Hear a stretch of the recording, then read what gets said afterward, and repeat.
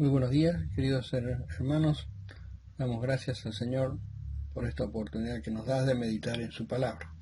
En el devocional anterior meditábamos en este precioso libro del profeta Ageo, y nos hablaba en cuanto de este mensaje de reprensión hacia el pueblo, hacia los profetas, o sea, hacia los judíos que estaban en la construcción del templo, y les hablaba de una manera para apartarse de la inmundicia, ¿no? Apartarse del pecado, este mensaje divino de purificación. Y en el versículo 14 y 15 vamos a meditar en esta oportunidad. Él les dice, el profeta, y respondió Ageo y dijo: así es este pueblo y esta gente delante de mí, dice Jehová, y asimismo toda obra de sus manos, y todo lo que aquí ofrecen es inmundo. Ahora pues, meditad en vuestro corazón desde este día en adelante, antes que pongan piedra sobre piedra en el templo de Jehová. Ahora les dice, pues meditad en vuestro corazón. Les lleva a una reflexión de autoexaminarse a sí mismo en qué condición estaban para poder poner manos a la obra. Aquí el Señor nos habla de un ofrecimiento, un corazón santificado. Las ofrendas del pueblo habían sido contaminadas por la impureza personal. Sus pecados de comisión, omisión y de indiferencia en cuanto a la obra de Dios marcaron vidas.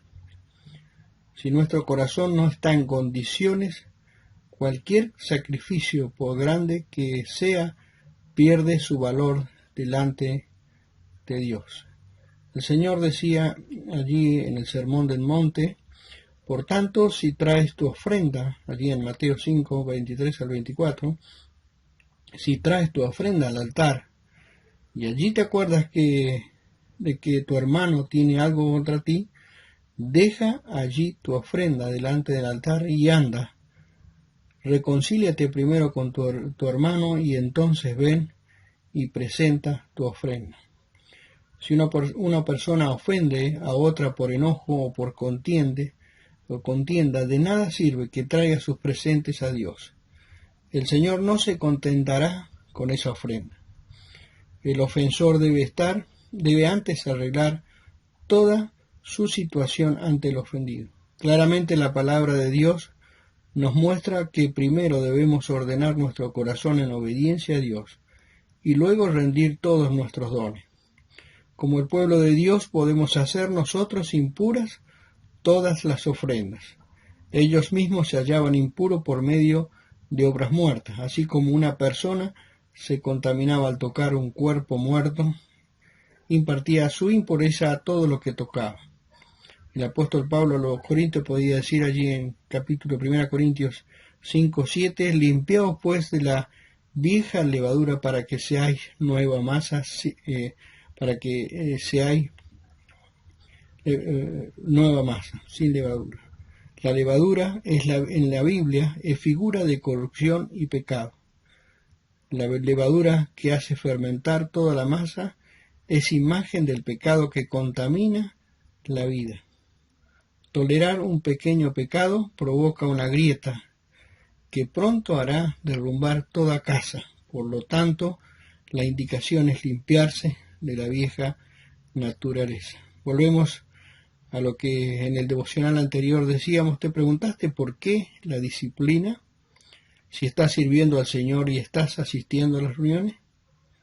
Y aquí la respuesta. Dios les había hecho una serie de preguntas para resaltar que toda actitud perezosa y egoísta, sin motivación espiritual, es para Dios inmunda. ¿No nos hace temblar esto? La intención de las preguntas formuladas por Dios es que la santificación no se puede transferir, pero la contaminación sí. Es como decir, la salud no es contagiosa, pero sí lo es la enfermedad. Hay que entender que aquí el error es no confesar los pecados. ¿Cómo pretendemos bendición cuando nuestras manos trabajan sin pureza de corazón? Es eso lo que debimos entender cuando creímos, que aunque hacíamos obras para justificarnos y estar en paz con Dios, no nos servía de nada, porque nuestras manos estaban manchadas. Por eso dice la palabra que nuestras buenas obras eran como trapos de inmundicia, sin la sangre de Cristo, limpiando, sanando, haciendo nueva todas las cosas. Se debe emprender una severa acción contra el mal, por pequeño que parezca, por insignificante que se nos presente, hasta llegar a ser una nueva masa en Cristo. Esto es masa pura, sin levadura. Por Cristo Dios nos ve santos y rectos y puros. Nuestra oración al Señor debería ser: Señor, ayúdame para que en la práctica diaria podamos alcanzar esta condición. Pueda yo alcanzar esta condición, limpios por la sangre de Cristo. El versículo 15 vuelve el profeta a mencionarles: meditad en vuestro corazón. Nos los llama a considerar. De nuevo el Señor le pide que se detengan en el camino. Debían razonar que comparando los males que sobrevinieron antes que comiencen la obra. Dios prometía bendecirlos ante la obediencia en el presente. Debían mirar hacia atrás, a sus experiencias del pasado, cuando sufrimos penurias cuando sufrieron penurias por haber postergado la obra del templo. Entonces dice: la obra de la casa de Dios hasta el segundo año, cesó la obra de la casa de Dios hasta el segundo año de Darío, rey de Persia, allí en Esdras, capítulo 4, versículo 24. El apóstol Pablo, en la epístola a los Colosenses, nos recuerda que nosotros también fuimos en el pasado extraños y enemigos en nuestra mente, haciendo malas obras. Necesitábamos desesperadamente salir de una vida de fracaso, de males y diferentes consecuencias del pecado. Pero el Señor Jesucristo, en su cuerpo de carne, nos reconcilió con Cristo, con Dios, por el amor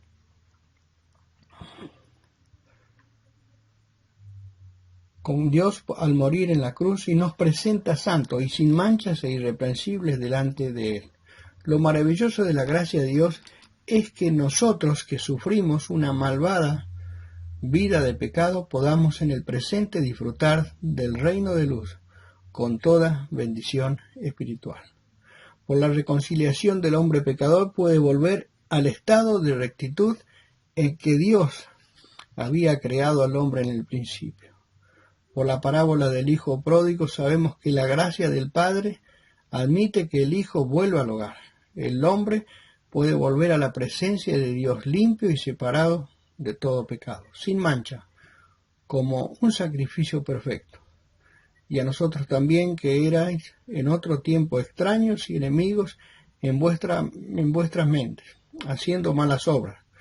Ahora, dice, os ha reconciliado en su cuerpo de carne por medio de la muerte, para presentarnos santos y sin mancha, irreprensibles delante de Él, podía decir el apóstol allá en los Colosenses, en el capítulo 1, versículos 21 y 22. El apóstol Pablo nos recuerda además que en otro tiempo estábamos sin Cristo, alejados de los pactos de la promesa y las promesas que Dios tenía para con su pueblo, sin esperanza y sin Dios en el mundo. Vivir sin esperanza y sin expectativa de vida es la situación más triste que podamos recordar. Pero ahora hemos sido aceptos en el amado por la sangre del Señor Jesús. Y en Efesios, el capítulo 2, versículo 1, puede decir estas palabras: y Él os dio vida a vosotros cuando estábamos muertos en vuestros delitos y pecados, en los cuales anduvisteis en otro tiempo, siguiendo la corriente de este mundo, conforme al príncipe de la potestad del aire, el espíritu que ahora opera en los hijos de desobediencia, entre los cuales también todos nosotros vivimos en otro tiempo, en los deseos de nuestra carne, haciendo la voluntad de la carne y de los pensamientos, y éramos por naturaleza hijos de ira, lo mismo que los demás.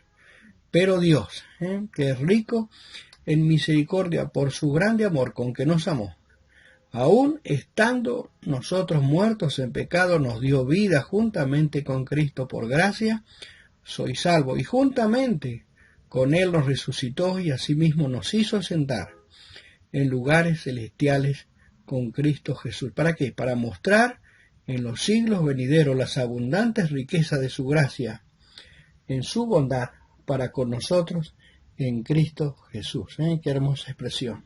Para mostrar en los siglos venideros las abundantes riquezas de su gracia, en su bondad para con nosotros en Cristo Jesús. Que nuestro corazón pueda exclamar: gracias, Señor, porque nos has hecho cercanos por medio de la sangre de Jesucristo allí en la cruz. A todas nos has hecho cercanos a tus promesas, y hoy podemos andar en buenas obras que preparaste de antemano. Que el Señor nos ayude a poder replantear lo que el profeta Ageo pudo decir en aquel entonces al pueblo de Israel, llamándolo a la purificación de sus vidas y a considerar